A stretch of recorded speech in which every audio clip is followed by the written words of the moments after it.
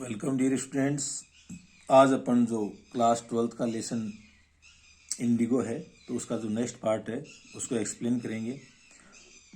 This settlement was adopted unanimously by the commission. Commission यानी आयोग, यूनिनियसली यानी सर्वसम्मति से।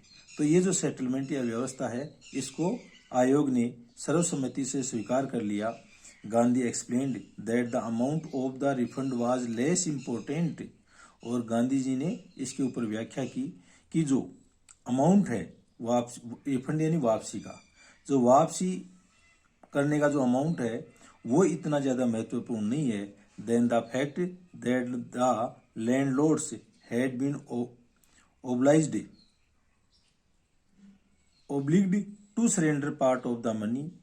इससे ज़्यादा महत्वपूर्ण बात यह है कि जो लैंडलॉर्ड या जमींदार हैं उनको बाध्य किया गया सरेंडर यानी समर्पण करना, पार्ट ऑफ द मनी यानी उस पैसे का एक हिस्सा है वो वापस दे देंगे विथ इट, इसके साथ में part of their Prestige. Prestige सम्मान को बोलते हैं, यानी धन के साथ साथ में वो अपना एक सम्मान है ना वो भी वापस देंगे।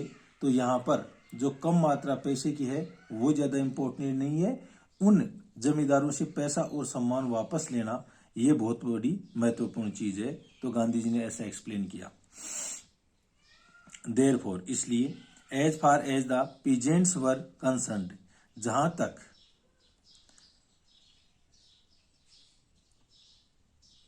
तक जो किसान हैं उनसे संबंधित जो बात है, the planters had behaved as lords, कि जो प्लांटर्स हैं या बागान मालिक हैं वो इस तरह से व्यवहार करते थे जैसे वो मालिक हों अबव द लॉ, कानून के ऊपर। यानी वो कानून के ऊपर मालिक हों, बागान मालिक हैं वो अपने आप को कानून से ऊपर समझते थे। नाउ द पीजेंट्स सा that he had rights and defenders.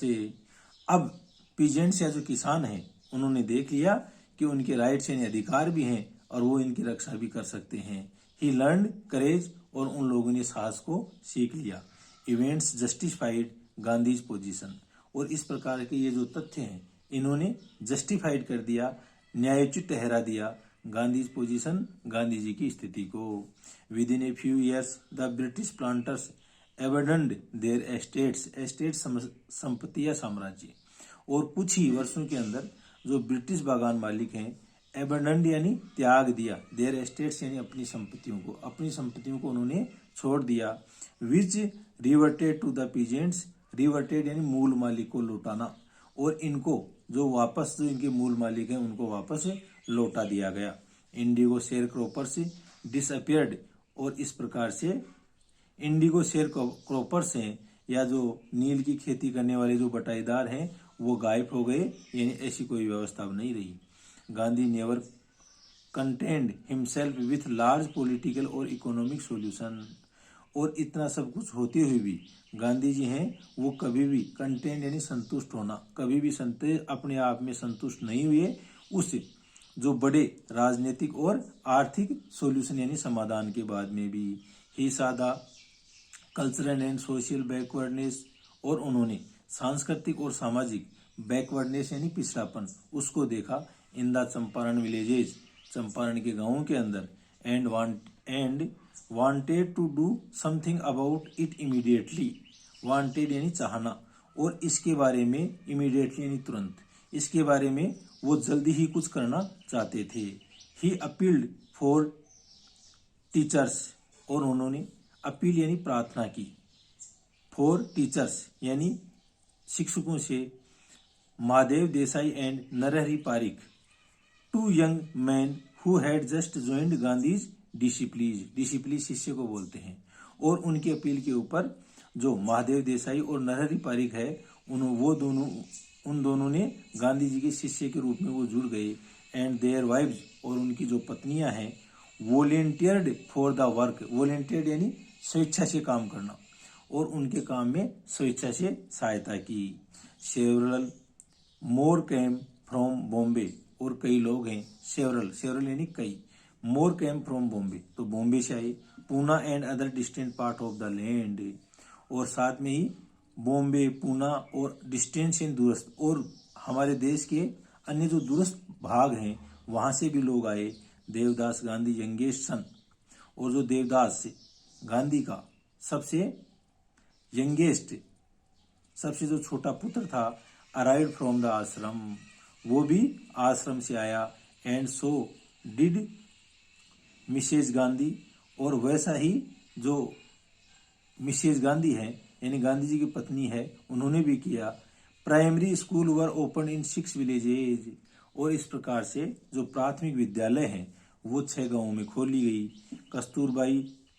Kasturbai टाट द आश्रम rules on personal cleanliness and community sanitation यानी स्वच्छता। और इस प्रकार से जो कस्तूरबाई है उन्होंने आश्रम के जो नियम है उनको सिखाया, और उनके जो व्यक्तिगत सफाई है वो, और कम्युनिटी सैनिटेशन और सामुदायिक जो स्वच्छता है उसके बारे में उन्होंने सिखाया। अब यहाँ पर अपने कुछ क्वेश्चन आते हैं, थिंक एज यू रीड। तो पहला क्वेश्चन है, why did Gandhi agree to be settlement of 25% refund to the farmers. तो इसका आंसर आ जाएगा, he wanted the poor farmers to realize that they too had rights and they had need not really live in fear of the British landlords. Therefore, although he had initially quoted a 50% refund, he later agreed to settlement of 25% refund to the farmers. तो इसका answer क्या हो जाएगा कि वो 25% पर क्यों सहमत हो गए, क्योंकि वो जानते थे कि इससे यहाँ के जो गरीब किसान हैं वो अपने अधिकारों के प्रति और जो लैंडलॉर्ड के प्रति, जो लैंडलॉर्ड से जो भय था उसके अंदर वो अपना कॉन्फिडेंस है वो बढ़ा लेंगे। तो ये इसका आंसर हो गया।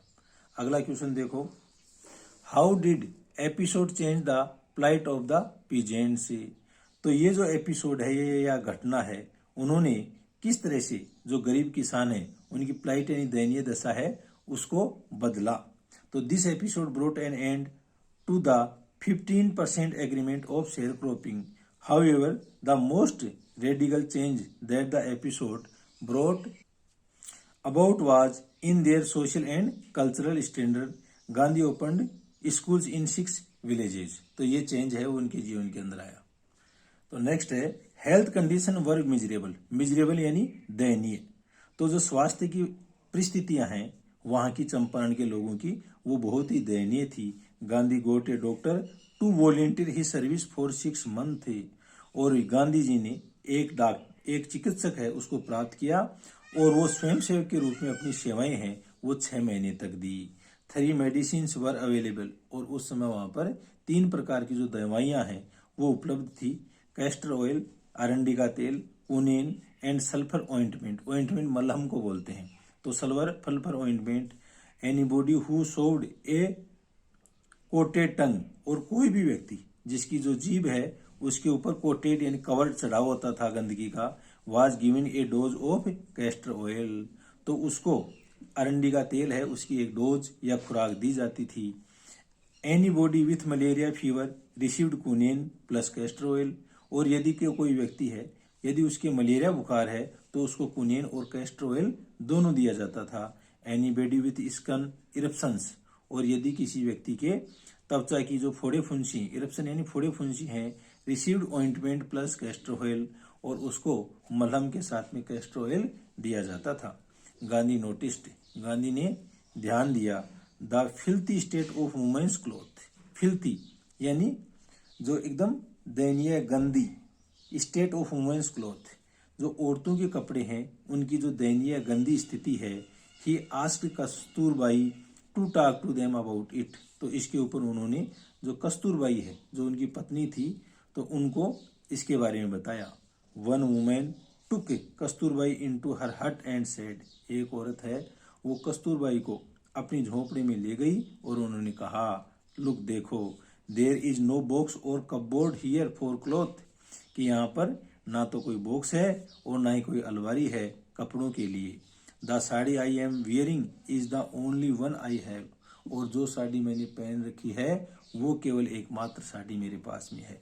During his long stay in Champaran, और चंपारण में अपने लंबे ठहराव के बाद Gandhi kept a long distance watch on the आश्रम। गांधी हैं वो एक दूरस्थ नजर है वो आश्रम के ऊपर बनाए हुए थे, डिस्टेंस यानी दूरस्थ।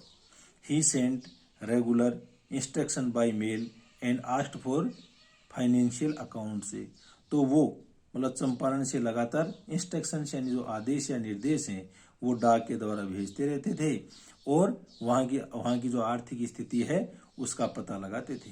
वंस एक बार he wrote to the residents, उन्होंने जो आश्रम के जो लोग हैं उनको लिखा that it was time to fill in the old latrine trenches, trenches यानी खाई, लेट्रिन इन मल। अब वो समय आ गया है कि आप जो लेट्रिन की जो पुरानी खाइयां हैं उनको भर दो and dig new ones otherwise the old one would begin to smell bad, और नई जो खाइयां हैं वो खोद दो, नहीं तो जो पुरानी वाली हैं उनके अंदर बदबू आने लग जाएगी। स्मेल यानी बदबू, तो खराब बदबू उसके अंदर आने लग जाएगी। The Champaran episode was a turning point in Gandhi ji life, और इस प्रकार से जो चंपारण की घटना है वो गांधी जी के जीवन में एक बदलाव का बिंदु थी। व्हाट आई डिड, मैं क्या करता, ही एक्सप्लेन्ड, उन्होंने व्याख्या की। Was a very ordinary thing, और ये बहुत ही एक साधारण चीज थी। आई डिक्लेयर्ड, और मैंने घोषणा की, that the British could not order me, कि जो ब्रिटिश लोग हैं वो मेरे को आदेश नहीं दे सकते about in my own country, मेरे अपने स्वयं के देश के अंदर। But Champaran did not begin as an act of defence, लेकिन जो चंपारण है डिड नॉट बिगिन, वो शुरू नहीं हुआ as an act of defence, एक डिफेंस यानी रक्षा के रूप में। It grew out of an attempt to elevate the distress of large number of poor peasants. It grew out of an attempt, और यह एक ऐसे प्रयास के रूप में आया, to elevate the distress of large number of poor peasants. Elevate यानी निवारण करना, द डिस्ट्रेस यानी हताशा, of large number of poor peasants, जो बड़ी संख्या में गरीब किसान हैं उनकी जो हताशा है उसको दूर करने का एक प्रयास था। This was the typical Gandhi's pattern, और ये गांधी जी का एक खास तरीका था। His politics were intertwined with the practical day to day problems of the millions, millions यानी लाखों, और उनकी जो गांधी जी की जो राजनीति है वो इंटरविन्ड, वो आपस के अंदर गुथी हुई थी एक व्यवहारिक डे टू डे प्रॉब्लम्स, यानी दिन प्रतिदिन की जो समस्याएं हैं लाखों लोगों की, तो उनसे उनकी राजनीति इस तरह से संबंधित थी। It was not a loyalty to abstraction से, और ये कोई किसी प्रकार की कोई वफादारी नहीं थी टू एब्स्ट्रैक्शन यानी बाधाएं। It was a loyalty to living human beings, और ये एक इस तरह की वफादारी थी एक ह्यूमन बीइंग्स यानी मानव प्राणी के लिए। In everything Gandhi did more over, in everything, और इन प्रत्येक चीज के अंदर गांधी डिड, गांधी ने किया, मोर ओवर, इसके अलावा, he tried to mould a new free India, mould यानी गढ़ना या ढालना, और उन्होंने एक नया जो भारत है उसको ढालने की कोशिश की। Who could stand on his own fit, और वो अपने पैरों के ऊपर खड़े हुए थे। And thus make India free, और इस प्रकार से उन्होंने इंडिया या भारत है उसको स्वतंत्र बनाया। Early in the Champaran action, और चंपारण का जो प्रारंभिक एक्शन या क्रिया है, चार्लेस फ्रेज एंड्रूज, जो चार्ले फ्री एंड्रूज है, द इंग्लिश पेसिफिस्ट, जो कि अंग्रेजी शांतिवादी थे, who had become a devoted follower of the Mahatma, और वो डिवोटी यानी श्रद्धालु, और इस प्रकार से उनका बहुत ज्यादा श्रद्धा है, वो फॉलोअर ऑफ महात्मा गांधी, वो महात्मा गांधी के अनुयायी बन गए। Came to bid Gandhi farewell before going on a tour of duty to the Fiji island. To bid Gandhi farewell, और गांधी का जो फेयरवेल या विदाई थी, before going on a tour of a duty to the Fiji island, तो Fiji island के ऊपर duty जाने से पहले Gandhi's lawyer friends thought it would be a good idea, और गांधी जी के जो वकील दोस्त हैं उन्होंने सोचा कि ये एक अच्छा विचार है for Andrews to stay in Champaran, कि जो एंड्रूज है वो चंपारण के अंदर रुके एंड हेल्प देम, और उन लोगों की सहायता करें। Andrew was willing if Gandhi agreed, और Andrews was willing if Gandhi agreed, और एंड्रू है वो चाहता था कि गांधी जी इसके लिए सहमत हो जाएं, बट लेकिन गांधी वाज वीमेंटली अपोज, वीमेंटली यानी प्रचंड रूप से या सशक्त रूप से, लेकिन गांधी जी ने इस चीज का सशक्त रूप से विरोध किया। ही सेड, उन्होंने कहा, you think that in this unequal fight, आप सोचते होंगे कि इस अनइक्वल यानी इस गैर बराबरी की जो ये लड़ाई है, इट वुड बी हेल्पफुल, क्या इसके अंदर ये सहायक होगा, if we have an English man on our side, कि यदि हम अपनी ये गैर बराबरी की जो लड़ाई है उसमें यदि किसी इंग्लिश मैन को अपनी तरफ रखेंगे तो क्या ये सही होगा। This show the weakness of our heart, और ये चीज है ये हमारे जो हृदय की कमजोरी है उसको दिखाती है। The cause is just and you must rely upon, और जो कारण है वो आपके सामने है, and you must rely upon, और आपको अवश्य ही अपने आप पर भरोसा करना चाहिए।